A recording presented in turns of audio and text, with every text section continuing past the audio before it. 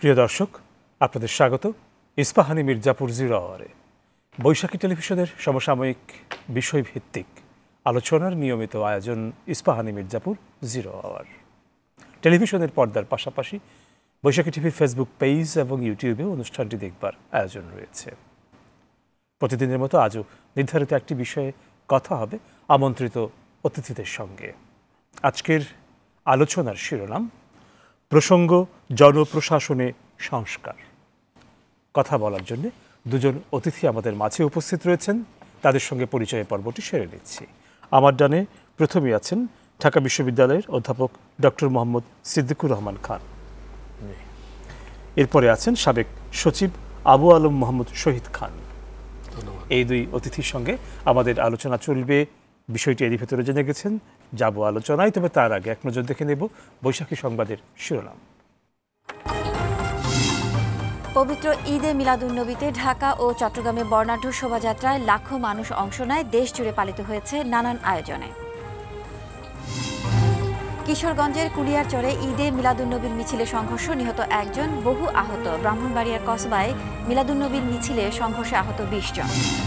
শ্রমিক অসন্তোষে বিগত 3 সপ্তাহে 25টি ওষুধ কারখানা বন্ধ ছিল। এখন স্বাভাবিক হলেও উৎপাদন খরচ বেড়েছে, দাবি মালিকদের। দেশে আকাশপথে আন্তর্জাতিক ও অভ্যন্তরীণ যাত্রী কমেছে। ভারতের গন্তব্যে বহু ফ্লাইট বাতিল করেছে দেশীয় এয়ারলাইন্সগুলো। এবং সংবিধান সংশোধন হবে নাকি নতুন করে লেখা হবে তা নির্বাচনের পর নির্বাচিত সরকার ঠিক করবে, বলেছেন মির্জা ফখরুল।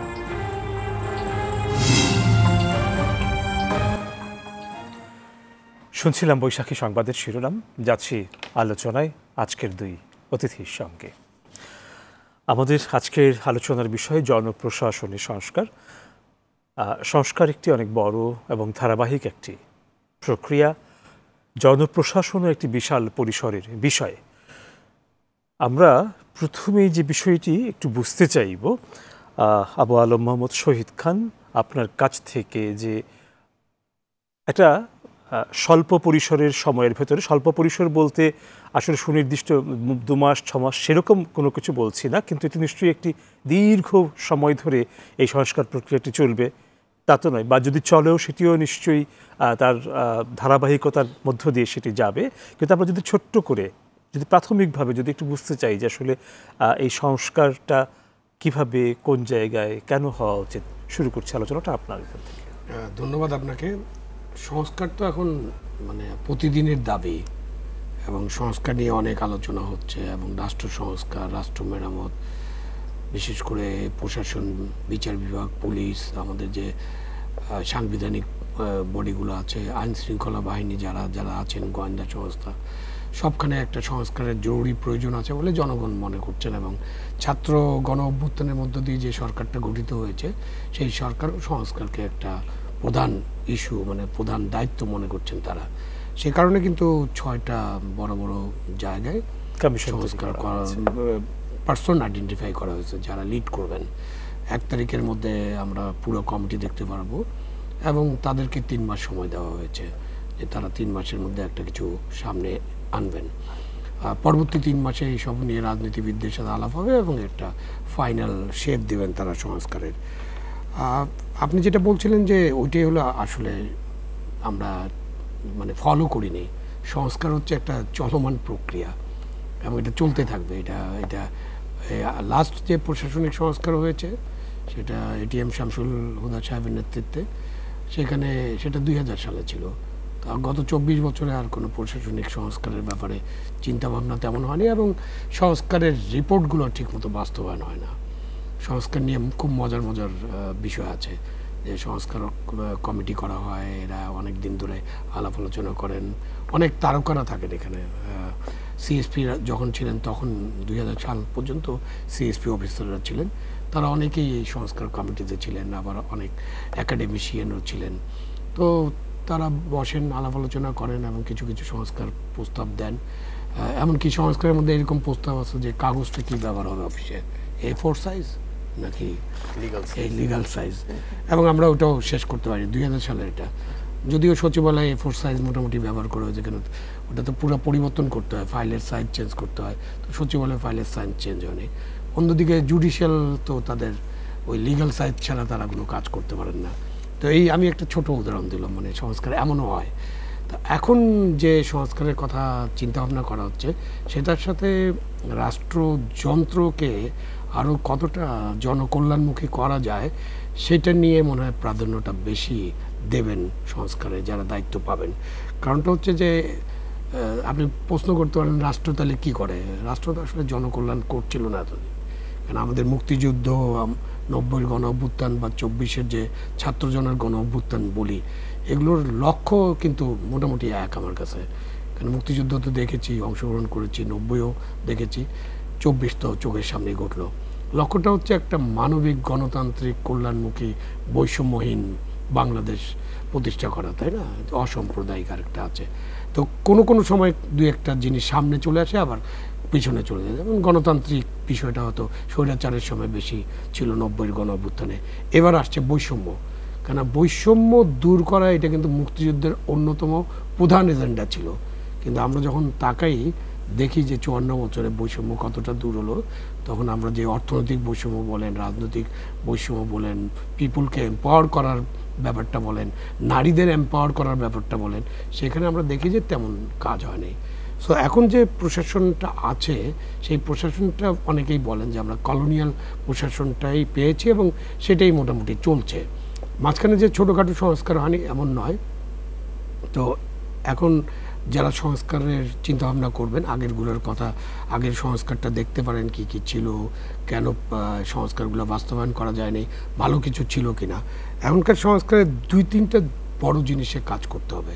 একটা হলো রাজনীতি, যে প্রশাসন, আমরা আজকে প্রশাসন নিয়ে আলোচনা করছি, বাট প্রশাসন বলেন, বিচার বিভাগ বলেন, পুলিশ বলেন এবং অন্যান্য গভর্নমেন্ট সংস্থা বলেন, এমনকি আমাদের সাংবিধানিক বডিগুলো বলেন, তার মধ্যে রাজনীতি মানে এমনভাবে ঢুকে গিয়েছিল, শুধু রাজনীতি না, মানে দলীয় রাজনীতি, মানে যে দল সরকারে থাকবে তারাই সব কিছু ঠিক করে দেবেন, তাদের দিকে তাকিয়ে থেকে অনুগত ভিত্তের মতো লোকজন কাজ করে যাবেন।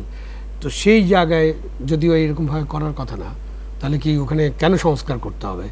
কন্ডাক্ট রুলসে তো আছেই যে আপনি কোনো পলিটিক্যাল পার্টির সাথে যোগাযোগ করবেন না, পলিটিক্যাল পার্টির মিছিল মিটিংয়ে যেতে পারবেন না, পলিটিক্যাল পার্টির সভায় অংশগ্রহণ করতে পারবেন না, এবং পলিটিক্যাল পার্টি মানে কোনো মন্ত্রী, কোনো পার্টির লোককে দিয়ে কোনো তদবির করাতে পারবেন না।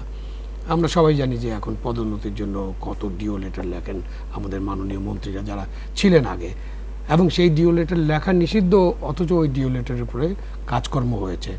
তো এইখানে রাজনীতি এবং প্রশাসন এখানে কিভাবে এটাকে দেখবেন সেটা একটা আছে। দ্বিতীয় জিনিসটা আছে, আপনি এটা জানেন যে পদের অতিরিক্ত পদোন্নতি, এটা ইউনিভার্সিটিরও আছে, উনি নিশ্চয়ই বলবেন কি রিস্ট্রাকচারিং একটা পদ্ধতি আমরা বের করছি। আর সচিবালয় তো আপনার পদসংখ্যার কোনো লেখ নেই, আপনার 100 পদ থাকলে 300কে পদোন্নতি দিতে হবে। ওটার কারণ কি, আপনি বিভিন্ন সময়ে অনেক লোককে নিয়োগ করেছিলেন, সকলেই তো উপরে উঠতে চায়। যখনই একজন লোক প্রশাসনে যোগ দিবে, অ্যাসিস্ট্যান্ট কমিশনার, তার লক্ষ্য থাকে সচিব হওয়া। কিন্তু বড় বড় ব্যাচ যদি থাকে, ধরেন 100 ব্যাচও যদি থাকে, সেই ব্যাচের 10 জনও তো সচিব হতে পারবে না। 650, 550 মানে 550, 450 এত বড় বড় ব্যাচ আমাদের এরশাদ সাহেবের সময় নেওয়া হয়েছিল। আমি যখন চাকরিতে ঢুকি তখন প্রশাসনে 1000-এর কম মানুষ ছিল। আমি চাকরিতে ঢুকার 3 বছরের মধ্যে প্রশাসনে আরও 1600 মানুষ জয়েন করে, 650, 500, 1200, আরও 400, 1650 জন মানুষ যুক্ত হলেন। তার মানে কি দাঁড়ালো, মানে এমন লোকজন মানে এত বেশি আমরা রিক্রুট করলাম, সেই রিক্রুটমেন্টের কারণে উপরের দিকে চাপ সৃষ্টি হলো এবং যে কারণে পদের অতিরিক্ত পদোন্নতি হচ্ছে। মাঝখানে আপনার এরশাদ সাহেবের সময় একটা কমিশন করা হয়েছিল, কমিশন ঠিক না, একটা কমিটি, ওই যে আপনার অর্গানাইজেশন সেট আপ করার জন্য এক ব্রিগেডিয়ার সাহেবের নেতৃত্বে, তখন একটা সাংগঠনিক কাঠামো নিয়ে কিছু কাজ হয়। পরবর্তীকালে আর এই সাংগঠনিক কাঠামো নিয়েও তেমন কাজ হয়নি। সুতরাং সংস্কারে আরেকটা জায়গা হতে পারে সাংগঠনিক কাঠামোটা ঠিক করা, আসলে কোথায় কত লোক লাগবে, কাজটা কি এবং তাদের দায়িত্ব কী, আর তারা কিভাবে কাজ করবেন। আর ফাইনাল একটা ছোট বিষয় দিয়ে শেষ করি, তারপর আরও আলোচনা হবে। সংস্কারের আদর্শটা কী? আমরা কখনো আদর্শ নিয়ে প্রশ্ন করি নাই। আপনি যে সংস্কার করছেন, আপনার লক্ষ্য এবং আদর্শ কি, এটা পরিষ্কার হতে হবে। লক্ষ্য আদর্শ নিয়ে যখন মানে আপনি আদর্শিক যে জায়গাটা বললেন, সেখানে যখন সংস্কারের কথা ভাবা হবে, নিশ্চয়ই ভাবতে হবে তার দার্শনিক একটা জায়গা থাকে। আমরা কলোনিয়াল লিগেসিটাকে আসলে কিভাবে দূরে রাখবো, চিন্তার জায়গায় নিশ্চয়ই ওটাকেও অন্তর্ভুক্ত করতে হবে। হ্যাঁ, সেটাই বলছি যে একটা দার্শনিক উদ্দেশ্য বা আদর্শ থাকতে হবে পিছনে, যে আমরা প্রশাসনকে কি জনমুখী করতে চাই কিনা, জনকল্যাণের জন্য সকলকে উদ্বুদ্ধ করতে চাই কিনা। শুধু সংস্কার করলে হবে না, আপনি গ্রেড নিয়েও অনেক কথা থাকতে পারে। এত 20টা গ্রেড থাকবে কিনা, এটাতে বৈষম্য বেশি হয়ে যাচ্ছে কিনা, 10টা গ্রেড হলে কোনো কী অসুবিধা, 12টা হলে কী অসুবিধা, মানে অনেক জিনিস নিয়ে কাজ করতে হবে।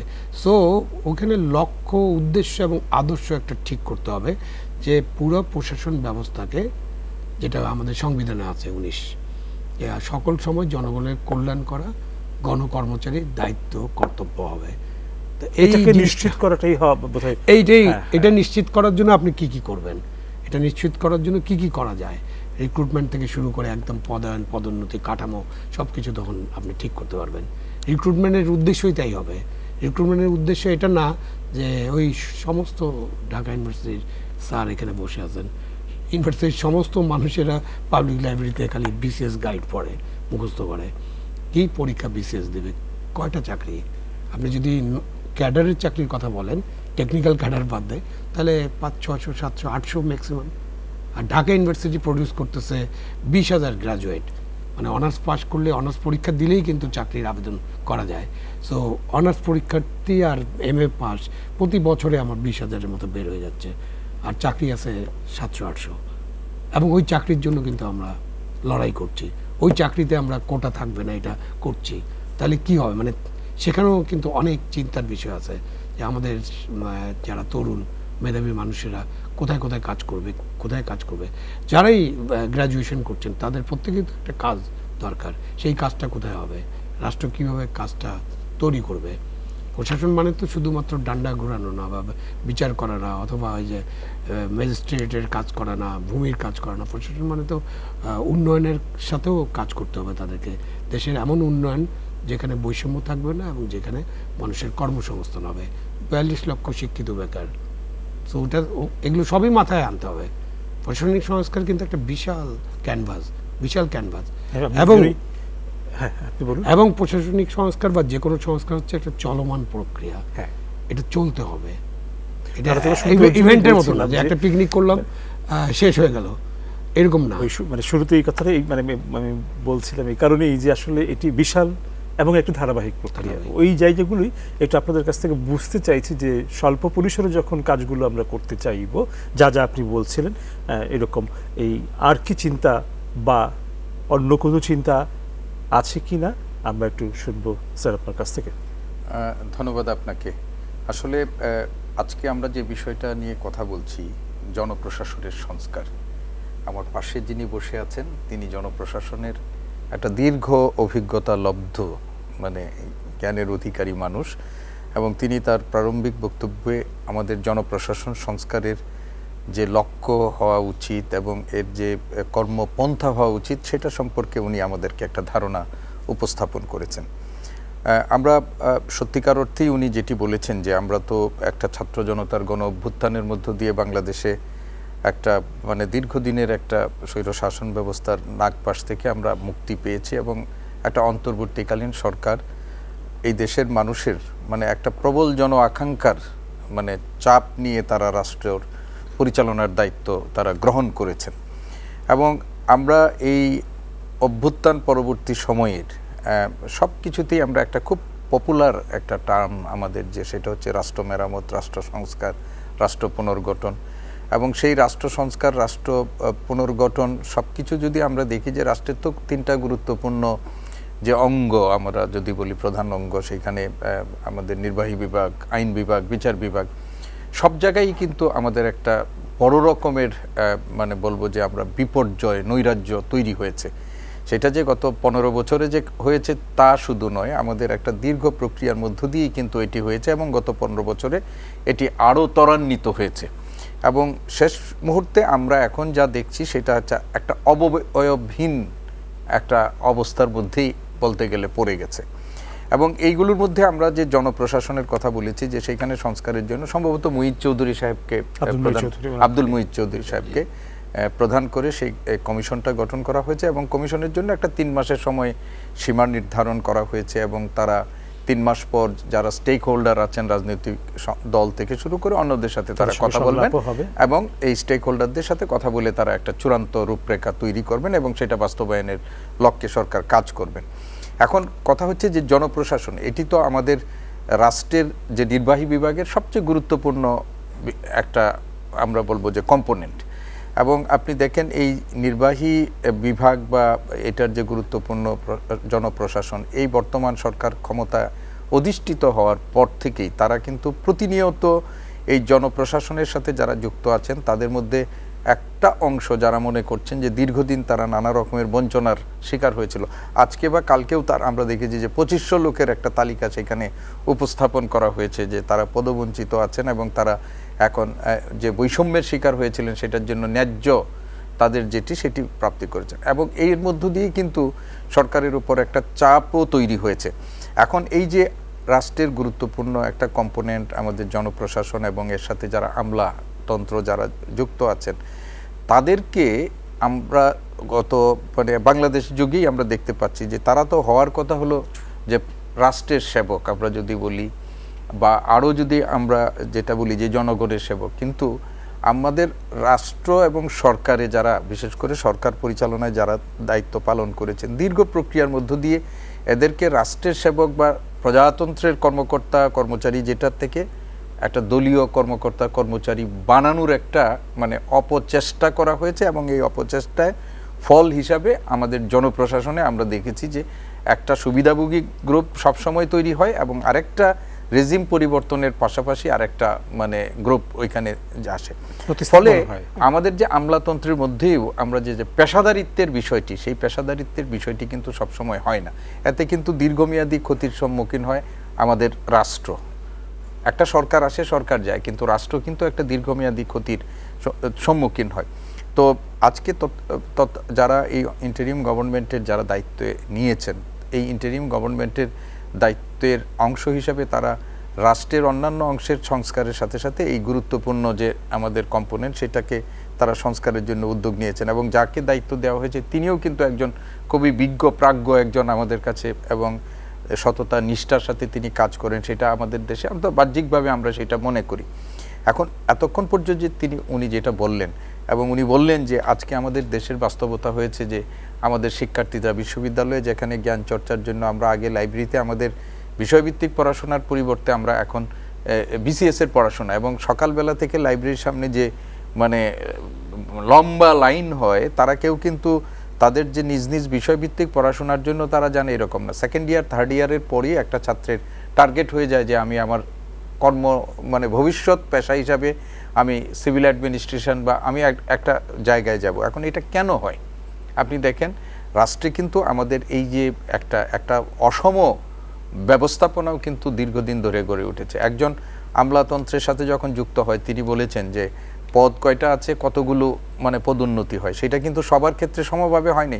আপনি একজন বিসিএস ক্যাডার শিক্ষা সেখানে কিন্তু পদ নেই বলে তার কিন্তু পদোন্নতি হয় না, একজন ডাক্তার সেখানেও কিন্তু সেইভাবে পদোন্নতি হয় না। ফলে দেখা যাচ্ছে যে বেশিরভাগ ক্ষেত্রে যারা অ্যাডমিনিস্ট্রেশনের সাথে যুক্ত থাকেন এবং বিসিএস প্রশাসনের সাথে যুক্ত আছেন তাদেরকে এক ধরনের যারা ক্ষমতায় থাকেন তারা নিজেদের ক্ষমতার ভিতটাকে শক্ত করে রাখার জন্য এবং তাদের কাছ থেকে অন্যায্য সুবিধাগুলো নিশ্চিত করার জন্য তাদেরকেও এক ধরনের সুবিধা তারা দেন। ফলে একজন মেধাবী শিক্ষার্থী তিনি অন্য কোনো পেশার প্রতি আর এখন আগ্রহ বোধ করেন না, তিনি আগ্রহ বোধ করেন আমি যদি অ্যাডমিনিস্ট্রেশনে যেতে পারি বা বিসিএস এর এইখানে যেতে পারি, বিভিন্ন কতগুলো স্পেসিফিক পুলিশ প্রশাসনে যেতে পারি, তাহলে আমার জন্য সেটা সুবিধাজনক। এবং এই যে রাষ্ট্র আন্ত ক্যাডার বৈষম্য বলে ক্ষমতা এবং বৃত্তের যে একটা আন্ত ক্যাডার বৈষম্য কিন্তু বড় রকমের তৈরি করেছে, এবং সেটাও কিন্তু দেশের জন্য রাষ্ট্রের জন্য একটা দীর্ঘমেয়াদী একটা ক্ষতির কারণ। একজন ডাক্তার চিকিৎসাবিদ বিজ্ঞানের ছাত্র একজন প্রকৌশল শিক্ষার পর একজন প্রশাসনে চলে আসছে, পুলিশে চলে যাচ্ছে, এটি তো আমাদের একে স্পেশালাইজ এডুকেশনের এরাও যাচ্ছে। আমরা রাষ্ট্র এই ধরনের একটা তাদের প্রতি আগ্রহী করে তুলছি, এখানে তাদের বৈধ ইয়ার সাথে সাথে তাদের অনেক অন্যায্য সুবিধা প্রাপ্তির সম্ভাবনা আছে, যেটি অন্য ক্ষমতার সাথে সাথে সেটাও আছে। তো এখন যদি আমরা এইগুলো সবগুলো বিষয়কে অ্যাড্রেস না করে আমরা যদি সুপারফিশিয়াল কিছু বিষয় করে আমরা যদি করি তাহলে কিন্তু এটা লং রানে আমাদের যে আশা আমাদের যে প্রত্যাশা সেটা কিন্তু পূরণ হবে না। এখন এই সরকার কি সব কিছু করতে পারবে? আমার মনে হয় না। এই সরকারের জন্য কিছু প্রাধিকার মানে অগ্রাধিকার নিশ্চিত করতে হবে এবং সেইগুলোতে তাদেরকে অ্যাড্রেস করবেন এবং কিছু দীর্ঘমেয়াদী কর্মপরিকল্পনা তারা তাদের পরবর্তী উত্তরাধিকারী হিসাবে যে নির্বাচিত সরকার আসবেন তাদের জন্য তারা পথ নির্দেশনা দিয়ে যাবেন এবং এর মধ্য দিয়ে আমাদের এই জনপ্রশাসন বলেন এবং বিচার, আইন, পুলিশ যে অন্যান্য যে ক্ষেত্রে যেগুলো আছে সেইগুলোরও একটা দীর্ঘমেয়াদী সংস্কারের মাধ্যমে আপনি যেটা বলছেন যে এটা তো একটা কন্টিনিউয়াস প্রসেসের মধ্যে দিয়ে যেতে হবে। হঠাৎ করে উনি বলেছেন যে 2000 সালে একটা করা হয়েছিল শামসুল হুদা সাহেবের পরে এটাকে করা হয়নি এবং যেগুলো তিনি সুপারিশ করেছেন সেগুলোও বাস্তবায়ন করা হয়নি। এখন একই জিনিস যদি হয় যে ওনারা খুব ভালো ভালো জিনিস করে গেলেন, প্রস্তাবনা রাখলেন বা কিছু কিছু বাস্তবায়ন করলেন, পরবর্তীতে নির্বাচিত সরকার এসে এইগুলোকে আবার মানে যথাযথভাবে তাদের নিজেদের স্বার্থে করলেন না, তাহলে কিন্তু এত রক্ত এত কিছুর বিনিময়ে কোনো কিছুই হবে না। আমরা মনে করি যে এখন একটা সময়, রাজনৈতিক সরকারের সময় অনেক ধরনের সীমাবদ্ধতা সকলেরই কিন্তু থাকে, কিন্তু এই সরকার যেহেতু কোনো রাজনৈতিক চাপের মধ্যে নিজেদের মধ্যে অন্তত পক্ষে নেই, এখন একটা সময় আছে।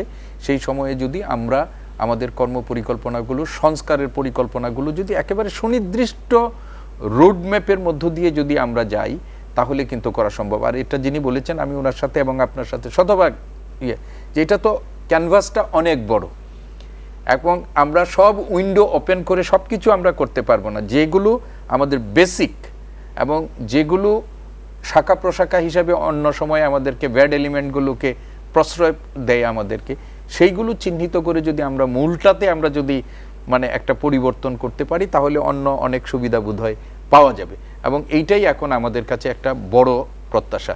আর যেটা আমি বলতে চাই যে এই যে জনপ্রশাসনের প্রতি বা মানুষের যে অ্যাডমিনিস্ট্রেশনের প্রতি একটা যে বিশেষ আগ্রহ মোহ তৈরি হয়ে গেছে এবং যে কোনো উপায়ে আমি সেখানে যেতে চাই, সেটা থেকেও মানুষকে মানে অন্তত পক্ষে মানে একটু সরিয়ে আনতে হবে এবং অন্যান্য যে ক্যাডারগুলো আছে সেই ক্যাডারগুলোর মধ্যেও এক ধরনের আকর্ষণ তৈরি করতে হবে, না হলে কিন্তু সব এখানে হুমড়ি খেয়ে পড়বে। এবং আজকে সচিবালয়ে যেগুলো হচ্ছে, ডিসি নিয়োগ হয়েছে আমরা শুনলাম, সেটা নিয়ে সচিবালয়ে যে ধরনের অসন্তোষ, হাতাহাতি যেগুলো হচ্ছে সেগুলো প্রশাসনিক বিশৃঙ্খলাটা আমাদের সামনে যেভাবে মানে উন্মুক্ত হচ্ছে সেটি কিন্তু আমাদের কাছে সংকটগুলি, এটা কিন্তু আমাদের কাছে কোনো রকমের প্রত্যাশিতও না এবং এগুলো আমাদের মধ্যে এক ধরনের হতাশাও তৈরি করে। ফলে আমরা মনে করি যে এখন যে সংস্কার কমিশন হয়েছেন তারা একেবারেই এই বিষয়গুলোকে চুলছাড়া বিশ্লেষণ করে একটা দীর্ঘমেয়াদী মানে সুফল যেন মানুষ পায় সেই ধরনের কিছু সংস্কার কর্মসূচি, এবং তারা অত্যন্ত প্রাজ্ঞজন এবং ওনাদের মতো যারা আছেন স্টেক হোল্ডার তাদেরও পরামর্শ নিশ্চয়ই নিবেন এবং নিয়ে আমরা আমাদের একটা প্রত্যাশার জন্য অন্তত পক্ষে কাছাকাছি কিছু আমরা দেখতে পাই। আমাদের আলোচনা চলবে, একটা বিরতির সময় হয়ে গেছে, তারপর আসবো আপনাদের কাছে। প্রিয় দর্শক, ইস্পাহানি মির্জাপুর 0 আওয়ারের সময় হয়েছে একটা বিরতির। ফিরব অল্প সময়ের ভেতর, আশা করি সঙ্গে থাকছেন।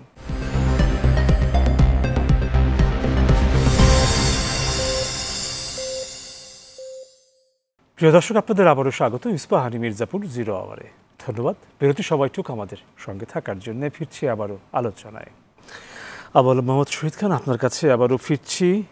কথা বলছি তো আমরা সংস্কার নিয়ে, জনপ্রশাসনের সংস্কার নিয়ে। তো ব্যাপারটা যদি না ব্যাপারটা তো নিশ্চিত করি জনপ্রশাসন, তাহলে একটা বড় চিন্তার বিষয় হয়ে দাঁড়ায় যে দুর্জনের প্রভাব এখানে আসলে কি করে পড়ে। তার একটি বড় কারণ আলোচনায় আজকে যেটা ছিল রাজনীতির সঙ্গে সম্পৃক্ততা, রাজনৈতিক বিষয়াদি তো আছেই, আরও কিছু বিষয় নিশ্চয়ই থাকে। একটু এই জায়গাটাও শুনবো এবং একটু বুঝতে চেষ্টা করবো আপনার কাছ থেকে যে আসলে রাজনৈতিক সদিচ্ছা ছাড়া কোনো সংস্কারকে প্রায়োগিক পর্যায়ে সফল করাটার কতটুকু আসলে সম্ভব হবে। যাচ্ছি আপনার কাছে। না, ধন্যবাদ আপনাকে। প্রথম কথা হলো যে পুরো পৃথিবী জুড়েই তো মানে রাজনীতিবিদরাই তো সরকার চালান, তার ক্যারেক্টার যাই হোক, সেটা স্বৈরাচারী, কর্তৃত্ববাদী, আপনি সেনা সরকারও হতে পারে, তো রাজনীতিবিদরাই করবেন এবং সেনা সরকার হোক আর যাই হোক রাজনীতিবিদরাই থাকেন ওটার ভিতরে। তো রাজনীতিবিদরা যদি সদিচ্ছা না থাকে, রাজনৈতিক দলের বা সরকারের সদিচ্ছা না থাকলে কোনো সংস্কারই বাস্তবায়ন করা যাবে না, পিক অ্যান্ড চুজ হবে, ইভেন রিক্রুটমেন্টটাও নষ্ট হয়ে যাবে। কেন আমাদের তো কয়েকটা ধাপ, ধরেন আপনি যদি একটা পেশাদার সিভিল সার্ভিস চান এবং থাকতেই হবে। গণতন্ত্রের জন্য কিন্তু পেশাদার, দক্ষ, সৎ, একনিষ্ঠ এবং মানে তিনি নিজেকে নিবেদিত প্রাণ সিভিল সার্ভেন্ট দরকার, নাহলে গণতন্ত্র ঠিকমতো চলবে না। গণতন্ত্র ওই যে 2 চাকার গাড়ির মতো, একটা চাকায় রাজনীতিবিদ থাকলে আরেকটা চাকায় একদম নিরপেক্ষ সিভিল প্রশাসন, নিরপেক্ষ জুডিশিয়ারি থাকতে হবে, যাতে সরকার যদি কোনো আইন ভঙ্গ করে যাতে আইনটা ভঙ্গ করতে না পারে, যাতে জুডিশিয়ারি এই ব্যাপারে এগিয়ে আসতে পারে, যাতে প্রশাসন থেকেও একটা পুলিশও বলতে পারে যে না আমি এই অন্যায় আদেশটা মানব না। সেই পরিবেশ তো আমরা দেইনি কাউকে। আজকে আমরা অনেকের উপরে আমাদের রাগ থাকতে পারে, কিন্তু পরিবেশটা দিতে হবে। ইভেন আপনি আপনাদের মিডিয়ার কথা চিন্তা করেন না, যে মিডিয়াতে অনেকেই অনেক চাটুকারিতা করছে, কিন্তু মিডিয়া কি স্বাধীন ছিল? মিডিয়া কি আজকে একটা কারা জানি বলছে যে 3 জন আপনার যারা অনলাইনে কাজ করতো তাদের কথা বলেছে তারা দেশদ্রোহী, আজকে একটা ক্ষমা প্রার্থনা করেছে এবং ল্যাঙ্গুয়েজটা খুব মজার। তৎকালীন ডিজিএফআই ইয়েতে আপনাদের ছবি সহ আমরা আপনাদের বিরুদ্ধে নিউজটা ছাপিয়েছিলাম, আমরা ভুল করেছি, আমাদের মাফ করে দেন। কেন এটা করতে হয়? বিকজ রাজনৈতিক সরকার যেটা থাকে তারা এমন এমন কাজ চাপিয়ে দেয় বা এমনভাবে কর্তৃত্ববাদীটা করতে চায় যে কারণে অনেক কর্মকর্তার পক্ষে, কর্মচারীর পক্ষে, কর্মচারীর পক্ষে আইন অনুযায়ী কাজ করাও সম্ভব হয় না। কিছু তো উৎসাহী থাকবে, এটার পার্সেন্টেজ কি ভেরি মিনিমাল। কিন্তু আপনি যেমন একটা ইউনিভার্সিটিতে কয় পার্সেন্ট ছেলেমেয়েরা রাজনৈতিক ছাত্র সংগঠনের সাথে যুক্ত থাকে? আগেও একদম ইভেন স্বাধীনতা যুদ্ধের সময় দেখেছে, 1970 সালের কথা চিন্তা করেন, 90 সালে বা এখনও চিন্তা করেন, not more then 3%, not more দেন 3%। এবং এটা স্ট্যাটিস্টিক্যালি প্রুভেন ফিগার, আপনাকে আমি বলছি 3%-এর কম মানুষরা এই রাজনীতির সাথে যুক্ত থাকে। সেইভাবে প্রশাসন, পুলিশ এবং জুডিশিয়ারিও মনে করেন তাহলে ওই 2-3% থাকবে যারা সুবিধার জন্য, যারা পদোন্নতির জন্য, পদায়নের জন্য রাজনীতির দ্বারস্থ হবেন। সেখানে তো রাজনীতিবিদদের সিদ্ধান্ত নিতে হবে যে তারা ওই খারাপ কাজটা করবেন কিনা, দুর্বৃত্ত আইনটা করবেন কিনা, দলীয়করণ করবেন কিনা। দলবাজদের সমস্যা কি? দলীয়করণের খুব বড় সমস্যা। দলীয়করণের সমস্যা হলো যে দলের মধ্যে যারা উপযুক্ত লোক তারাও কিন্তু জায়গা পায় না। এটা বিশ্ববিদ্যালয়ে হয়েছে, এটা প্রশাসনে হয়েছে। দলের মধ্যে এই ঢাকা বিশ্ববিদ্যালয়ে খুবই উপযুক্ত লোক ছিলেন হয়তো ওই দলের মধ্যেই, যারা ঢাকা বিশ্ববিদ্যালয়ে ভিসি হইতে পারতেন, তাকে না করে সবচেয়ে চাটুকার, সবচেয়ে চামচা, যে একদম পদলেহনকারী বা পদচুম্বন করে এরকম মানুষকে খুঁজে বের করে। দলের ভিতরে তো হয় না। আপনি এমপি নির্বাচনের সময় কি হয়, আপনি নমিনেশনটা কীভাবে দেন রাজনৈতিক দলগুলো? সুতরাং এইটা একটা পুরো একটা রাজনৈতিক সংস্কৃতির ব্যাপার। রাজনৈতিক সংস্কৃতি ঠিক না হওয়া পর্যন্ত কোনো ধরনের সংস্কার হবে না। সংস্কার আমরা শুনেছিলাম না, সংস্কার তো একটা গালিতে রূপান্তরিত হয়েছিল। সংস্কারবাদীদের কি অবস্থা হয়েছিল 1/11-এর পরে? পার্টির মধ্যে কি অবস্থা হয়েছিল? জায়গা পেয়েছিল কেউ? কোণঠাসা হয়ে পড়েছিল, তাই না? কোণঠাসা হয়ে পড়ে কেন? তারা পার্টির মধ্যে সংস্কার চেয়েছিল, অন্যায় তো চায়নি। এখন তো রাজনৈতিক দলের মধ্যে সংস্কার খুবই জরুরি, কারণ রাজনৈতিক দলগুলো যেভাবে চলে তারা নিজেরাই তো গণতন্ত্রে বিশ্বাস করে না। গণতান্ত্রিক পরীক্ষায় তাদের কোনো নেতা নির্বাচন হয় না, তারা গণতান্ত্রিক পরীক্ষায় তাদের নমিনেশন হয় না। তো পুরো রাজনৈতিক এবং তাদের গঠনতন্ত্রগুলোও তো কর্তৃত্ববাদী গঠনতন্ত্র, সংবিধানের চেয়ে খারাপ। বাংলাদেশের সংবিধান আছে কর্তৃত্ববাদী, সেটার চেয়ে খারাপ রাজনৈতিক দলের গঠনতন্ত্র। তো এখন আপনি আবার আমরা পুরানা পয়েন্টে যদি ফিরে যাই, রাজনৈতিক সদিচ্ছা না থাকলে একটা দল তো ক্ষমতায় যাবে, জনগণের সরকার হবে, বা এখন যারা আছেন তাদের সদিচ্ছার কোনো অভাব নেই, কিন্তু তারা তো পার্মানেন্ট সলিউশন না, তাদের মেয়াদ একটা থাকবেই। অন্তর্বর্তী বলছি তো আমরা, অন্তর্বর্তী মানেই হচ্ছে এটা 2 বছর 3 বছর ম্যাক্সিমাম, বা 6 মাস 1 বছরও হতে পারে। এটা নিয়ে অনেক আলোচনা হবে, ডিবেট হবে। বাট একটা পর্যায়ে যেহেতু জনগণের ভোটে যে সরকার হবে সেই সরকারের কাছে যাবে, তখন যদি তাদের সদিচ্ছা না থাকে তাহলে কিন্তু এই যে সংস্কারগুলো করা হবে এই সংস্কারগুলোর কোনোটাই গ্রহণযোগ্য হবে না। আপনি নিয়োগ একটা বড় জায়গা যেখানে সংস্কারের জরুরি দরকার। কিভাবে আপনি নিয়োগ করবেন, কাদের নিয়োগ করবেন, পরীক্ষাটা কেমন হবে? কারণ এখন আমরা পরীক্ষাটা চেঞ্জ করে দিয়েছি, ফিলোসফি চেঞ্জ করে দিয়েছি। আমি যখন পরীক্ষা দিয়েছি 200 মার্ক শুধু ইংলিশে ছিল, 200 মার্ক বাংলায়। 100 মার্কের জন্য ইংলিশ এসে লিখতে হতো। 3 ঘন্টা ধরে একটা ইংলিশ এসে লেখা, আপনি বলেন এটা কত কঠিন একটা কাজ। আমরাই তো ভয়ে ভয়ে থাকতাম যে আমার সাবজেক্টে ক্রাশ হয়ে যায় কিনা, 45 না পেলে ক্রাশ। একটা সাবজেক্টে আসলে ইউ আর গন। বাংলাতে একটা 3 ঘন্টার এসে লিখতে হতো, এটা তো নাই এখন। আপনি পাশে তো দেশ আছে, ভারতে তো এই সিভিল সার্ভিস চলতেছে, তাদেরও কিন্তু আইএস আছে, তাদেরও আইপিএস আছে, পুলিশ সার্ভিস আছে, তাদেরও ফরেন সার্ভিস আছে, তাদেরও জুডিশিয়াল সার্ভিস আছে ঠিকমতো চলতেছে, কিন্তু একই সিস্টেম। আমরা পাকিস্তান এবং বাংলাদেশে আমরা সিস্টেমটাকে, পাকিস্তান আরও বেটার আছে এখনও, পাকিস্তান এবং বাংলাদেশে আমরা সিস্টেমটাকে নষ্ট করার চেষ্টা করছি প্রথম থেকেই। আমরা গভর্নর জেনারেল হতে চেয়েছি, প্রাইম মিনিস্টার হই নাই পাকিস্তানের প্রথম যখন 47 দেশ বিভাগের পরে। তো আপনি governor general, not prime minister. তো এই যে প্রথম থেকে ডেমোক্রেসি এবং সিভিল সার্ভিস এবং একটা যে দেশের যে দেশটাকে নিয়ে চিন্তা, দেশের জনগণের সেবা করার চিন্তা, এটা আমাদের মাথায় আসে নাই। সুতরাং রাজনৈতিকবিদদের এটা আগে মাথায় আসতে হবে যে তারা রাজনীতি করবেন দেশ সেবার জন্য। আপনি বলছিলেন যে তারা সেবক হবেন, সেবা করা কাজ, আসলে সেবা না, দে আর সার্ভেন্ট, তাদের পাবলিক সার্ভেন্ট। সার্ভেন্ট শব্দটা কিন্তু আছে, কার সার্ভেন্ট? কিন্তু সাধারণ মানুষের কাছে পাবলিকের সার্ভেন্ট, তারা উল্টো মানে ভয়ের বিষয়। নো, এটাই তো, এখানেই তো আদর্শটা চেঞ্জ করতে হবে। হেয়ার লাইজ দি ফিলোসফি। পলিটিশিয়ান যারা দেশ চালাবেন, যারা এইসব সংস্কার করতে চান, তাদেরকে এইখানেই প্রথমটাই বলতে হবে যে you are public servant, you are not master. তুমি কোনো কর্তৃত্ব না, তুমি কোনো শাসক না। খুব বেশি দিন আগে না, এই স্বল্প সময়ে আগেও আমরা দেখেছি স্যার না বলার কারণে সে কি কাণ্ড হয়েছে। স্যারের একটা কালচারাল আছে, ট্যাবু আছে আমাদের এখানে। হ্যাঁ, আমরা তো দেখেন শিক্ষকদেরকে স্যার বলি, তাতে কোনো অসুবিধা হয় না, বাট আমরা অনেক সময় অফিসে যে মানে তাকে যদি কেউ না বলেন, তাকে না বললে কিছু করার নাই। না বললে তো কিছু করার নাই। হ্যাঁ, আমরা আবার ভাই বললেও কিছু করার আছে কিনা, মানে একটা অফিসের অফিসিয়াল ডেকোরাম কি হতে পারে এটা নিয়ে আলোচনা হতে হবে। আমি স্যার বলাটাকে সমর্থন করি না, যে স্যার না বললে যে শাস্তি দিতে হবে, নো, এটা আপনি বলতে পারেন না। বাট আমরা যখন কোর্টে যাই তখন তো আমরা স্যারের চেয়ে অনেক উচ্চ বলি, মাই লর্ড বলি। এটা দেখেন, মানে আমাদের দেশে কিন্তু আমরা মাই লর্ড নিয়ে আপনি কথা বলেন না। এইমাত্র আপনি স্যার নিয়ে যেভাবে মানে কথাটা উচ্চারণ করলেন, আপনি মাই লর্ড উচ্চারণ করলেন না। আমি যেহেতু ভয় পাই না এখনো, মানে কিছুতেই ভয় পাই না, কোনো কিছুই আর ভয় আমাকে মানে ধাক্কা দিতে পারবে না, তো আপনি মাই লর্ড কীভাবে উচ্চারণ করেন? The justice cannot be your lord. তো তখন কিন্তু আমরা কিছু বলি না, সারাক্ষণ আমরা কপ চাই ওটা। এবং উনি তখন অর্ডার দেয়, তুমি স্যার বলার জন্য একজনকে অপমান করছো, তোমারে আমি আদালত ডাকবো এবং গালিগালাজ করবো। এবং এটাও হয়েছে। আদালতে দেখে একজন বিচারপতি আমাদের ইউনো একজন মহিলাকে এমন অপমান করেছে, আপনি চিন্তাও করতে পারবেন না। তিনি এখন কোথায় আছেন আমি জানি, কিন্তু করা হয়েছে। তো আমাদের তো পুরো সংস্কৃতির মধ্যে আমরা ঢুকিয়ে রেখেছি সব কিছু। আসলে সংস্কৃতি উন্মুক্ত করি। ভারতে কিন্তু স্যার বললেও কোনো অসুবিধা হচ্ছে না। ভারতের আমরা জেলা প্রশাসক বলি, তাতেই কিন্তু আমাদের অনেক অসুবিধা, অনেক সমালোচনা। ভারতে এটার বাংলা নাম কি? জেলা শাসক, ডিস্ট্রিক্ট ম্যাজিস্ট্রেট।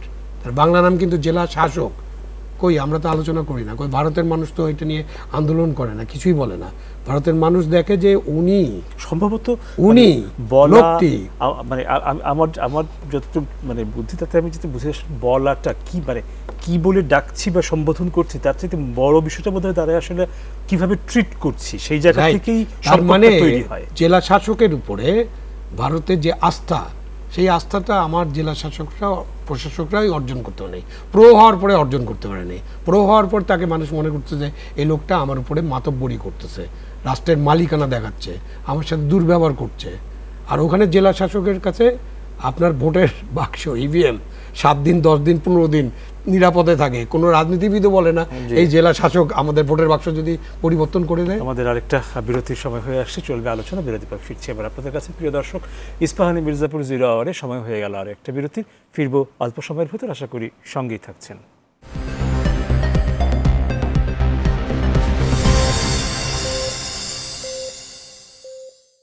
প্রিয় দর্শক, আপনাদের আবারও স্বাগত ইস্পাহানি মির্জাপুর 0 আওয়ারে। ধন্যবাদ বিরতির সময়টুকু আমাদের সঙ্গে থাকার জন্য। ফিরছি আবারও আলোচনায়। সিদ্দিকুর রহমান খান, এবার আপনার কাছে আসছি। আমাদের যে আলোচনার ধারাবাহিকতায় আপনার যদি বলা কিছু থাকে তাহলে একটু শুনতে চাই, এবং আমরা অনুষ্ঠানের শেষ পর্বে চলে এসে যথারীতি আমাদের সময়ও প্রায় শেষের দিকে। আমি যেটা বলছিলাম যে এটা খুব ইম্পর্টেন্ট ইস্যু, যে আপনি যত সংস্কারই করেন না কেন, এই সংস্কার শেষ পর্যন্ত এটার যেটা আপনি প্রায়োগিক যখন দিকটা, সেটা এই সরকার কিছুদিন আছে, কিন্তু নির্বাচিত সরকার যারা আসবে তারা কিন্তু কোনো না কোনো রাজনৈতিক দলের প্রতিনিধিত্ব করবেন। এবং আমরা এতক্ষণ ধরে আলোচনা করেছি এবং আমি ওনার সাথে পুরোপুরি একমত যে আমাদের সংস্কার বলুন, আমাদের দেশে তো অনেক ভালো আইন আছে, আমলাতন্ত্রের খুব ভালো আইন আছে না, এবং আপনি সব ধরনের ক্ষেত্রেই, শুধু আমলাতন্ত্র না অন্য ক্ষেত্রেও আমাদের খুব আছে, কিন্তু এই আইনের প্রয়োগটা আমাদের নেই। এবং এই প্রয়োগের একটা বড় অন্তরায় হচ্ছে আমাদের রাজনৈতিক সংস্কৃতিতে এই ভালো কাজগুলো না করতে দেওয়ার একটা যে দীর্ঘদিনের আমাদের যে একটা প্রবণতা বা আমরা একটা লিগাসি তৈরি করে নিয়েছি এক ধরনের, সেটা এখন আমাদের এই যে একটা ভালো কাজ করার একটা উদ্যোগ আমাদের মধ্যে গৃহীত হচ্ছে, এবং এর আগেও আমাদের এই ধরনের কাজ গৃহীত হয়েছে, উদ্যোগ হয়েছে, বাস্তবায়ন হয়নি। কিন্তু আমরা এইবার কিন্তু আশাবাদী হতে চাই, কেননা এইবারের যে বাস্তবতাটা সেটা কিন্তু অন্য অনেকবারের বাস্তবতা এক বাস্তবতা না। এইবার 2024-এ যে আমাদের মানে রাজনৈতিক পট পরিবর্তন হয়েছে, সেই পরিবর্তনের জন্য কিন্তু অনেক মানুষকে জীবন দিতে হয়েছে। আপনি আমাদের মুক্তিযুদ্ধের ছাড়া আমরা আমাদের কোনো মুক্তি সংগ্রাম বলেন, পাকিস্তানের বিরুদ্ধে স্বাধীন বাংলাদেশে আমরা এরশাদের বিরুদ্ধে আন্দোলন বলেন, 2007 সালের আন্দোলন, এত মানুষকে কিন্তু আত্মহুতি দিতে হয়নি, এত মানুষকে কিন্তু জীবন দিতে হয়নি, এত মানুষকে পঙ্গুত্ব বরণ করতে হয়নি, এত মানুষকে দৃষ্টিশক্তি হারাতে হয়নি।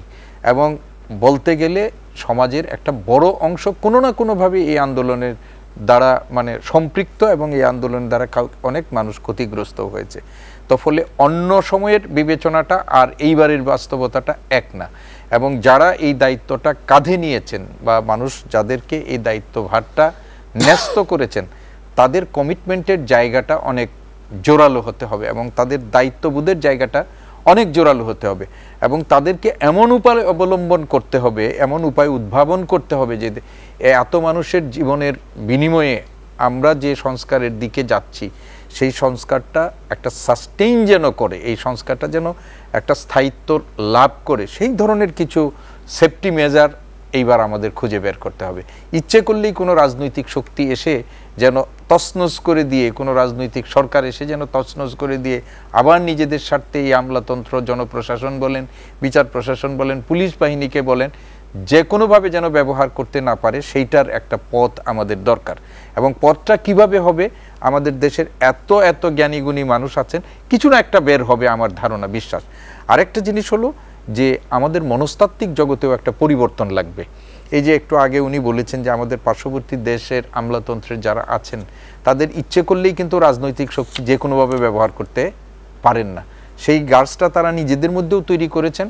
এবং আমাদের যেটা বলেছেন যে 2-3% লোক যারা নিজেরা নানাভাবে সুবিধা পাওয়ার জন্য রাজনৈতিক শক্তির কাছে নিজেদের মাথাটা বিক্রি করেন বা অন্যভাবে করেন, এর বাইরে কিন্তু একটা বড় অংশ আছেন, কিন্তু এই বড় অংশের কণ্ঠটা কখনো উচ্চকিত হওয়ার, হ্যাঁ, কখনো উচ্চকিত হওয়ার সুযোগ হয়নি। আমরা এটা মনে করব যে আমাদের এই মনস্তাত্ত্বিক জগতেও আমাদের একটা পরিবর্তন লাগবে, যে কালোটাকে কালো, সাদাটাকে সাদা, অন্তত পক্ষে একজন শুরু করলে 10 জন যদি সমস্বরে বলে, তাহলেও কিন্তু এটার একটা ইতিবাচক প্রভাব পড়বে বলে আমি ব্যক্তিগতভাবে মনে করি। তো সব কথার যেটা কথা হলো, আমাদের রাজনৈতিক শক্তিও যারা আছেন, রাজনীতিবিদ যারা আছেন, রাজনৈতিক দল, একটু আগে উনি বলেছেন যে 24-এর পর কিন্তু অনেককেই নতুন করে ভাবতে হচ্ছে। আমাদের যে সমস্ত বড় রাজনৈতিক দল থেকে শুরু করে তাদের বডি ল্যাঙ্গুয়েজেরও কিন্তু পরিবর্তন হয়েছে কিছুটা হলেও। আমাদের বিশ্ববিদ্যালয়ের কথা আমরা বলছি, বিশ্ববিদ্যালয়ে আজকে দেখেন এরপরে কিন্তু এখনও যারা ছাত্র রাজনীতির, বিশেষ করে বড় সংগঠনের সাথে যাদের অঙ্গ সংগঠন হিসাবে, তারা কিন্তু বিশ্ববিদ্যালয়গুলোতে তাদের কর্মকাণ্ড সেইভাবে এখনো শুরু করে নেই, কেননা ছাত্রদের যে সেন্টিমেন্ট, সেই সেন্টিমেন্টটা কিন্তু তারা এক ধরনের ধারণ করছেন। তো এই যে ধারণ করে নিজেদের কর্মপন্থা নির্ধারণ করা এবং সেইভাবে অ্যাক্ট করা, এটা কিন্তু এক ধরনের আমরা মনে করি যে ইতিবাচক, কিন্তু এটাকে কন্টিনিউ করতে হবে, এটাকে অব্যাহত রাখতে হবে নিজেদের কর্মকাণ্ডের মধ্য দিয়ে মনস্তাত্ত্বিক জগতের পরিবর্তনে। আর যারা দায়িত্বপ্রাপ্ত হয়েছেন তারা যে উদ্দেশ্যে এই কাজগুলো করছেন, সেই কাজগুলো মানে যেমন ধরেন একটা, আমি এটা বলি হয়তো শেষ করব, যে আজকে কিন্তু রাজনৈতিক অঙ্গনে কিছুটা একটা উত্তাপ কিছুটা আছে।